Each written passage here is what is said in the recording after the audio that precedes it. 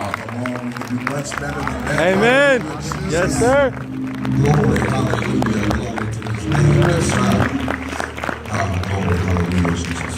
I'd like to give honor to our illustrious Bishop Patrick Elwood Sr. this evening. As well as our First Lady, Pamela Woodard. We give honor to our first assistant pastor and the youth pastor of our youth ministry, Elder John Amanchuku. My mama just walked in.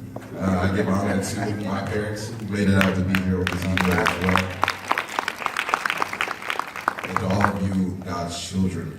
It's a wonderful thing to be in the house of the Lord tonight. If you would, just join me as we go to the throne in prayer. So let's turn in our Bibles to Hebrews chapter 12.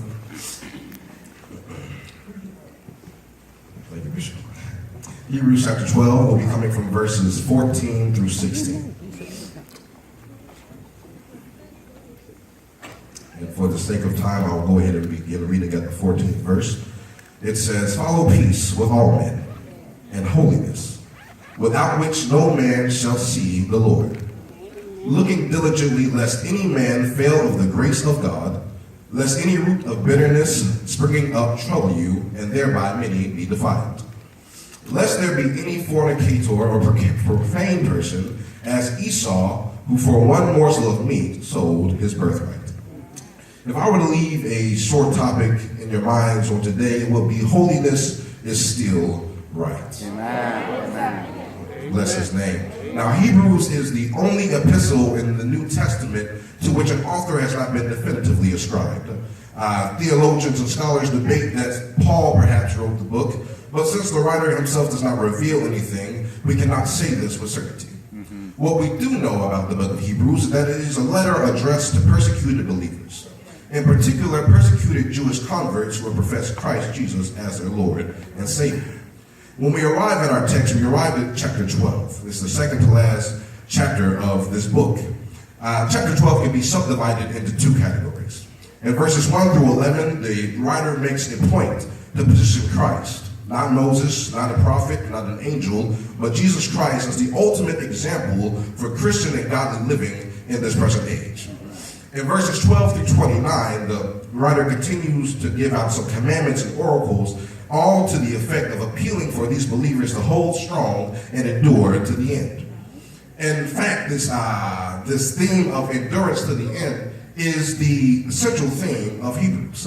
When we get to verse 14, you see one of the many commandments that this writer gives us.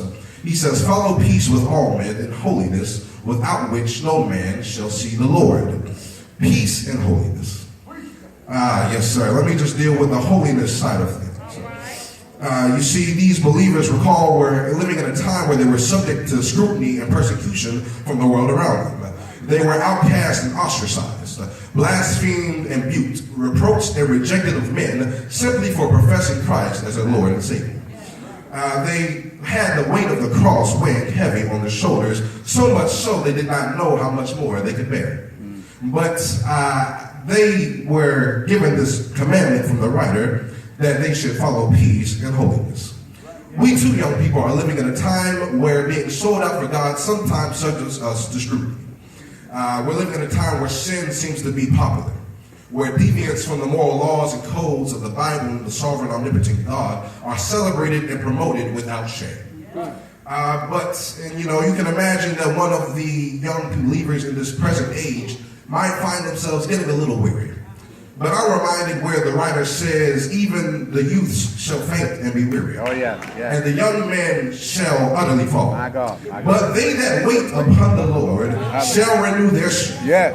They shall mount up with wings as eagles. They shall run and not be weary. They shall walk and not faint. We serve a God who is able to give us power to live holy. All right. Thank you, Lord. Glory, hallelujah.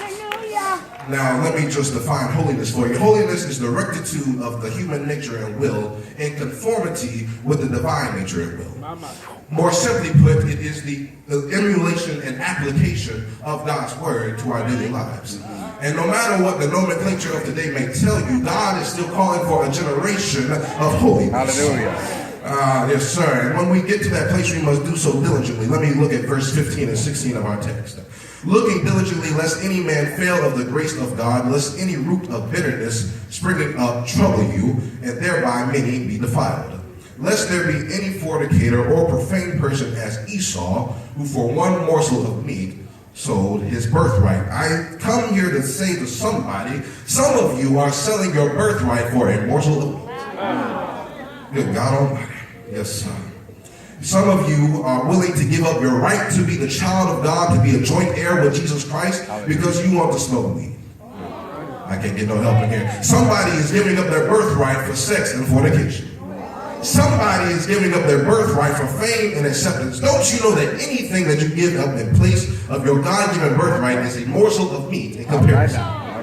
It baffles me that we will be willing to trade life and eternal security with Christ for temporal, insatiable, unsavory appetites that are here on this earth. I'm reminded where our Lord poses the question, what does it profit a man that he shall gain the whole world and lose his own soul?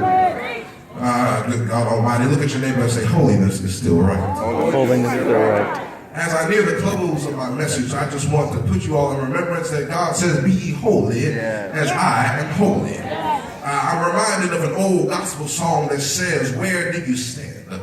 Who is on the Lord's side? And I wonder if I got some young people on today on this opening night of youth revival, on this tug of war night of youth revival. I have one question for you. It's what side of the rope will you be on? I want to know what side of the battle will you fight? Will you be on Jesus' side or will you be a pawn of Satan? Will you be free under holiness or will you be bound to your sins? Good God Almighty, we're living in a day where it seems easy to just forsake the God of the Bible. It's easy to turn your back on the biblical truths that you have been instilled with all your life. But I come here to say to somebody, what does it profit a man that he gain the whole world and lose his soul? My brother, what does it profit you if you smoke all the weed in the world but your soul is lost? What does it profit you, my sister, if you can have any man you want but your soul is lost? What does it profit you if you have everyone knows your name but Jesus said, I never knew you? Good God Almighty. Oh, good God Almighty. Yeah, thank you, Lord Jesus. I just want to, as I take my last closing, I just want to praise God because God is still ushering a generation of holiness.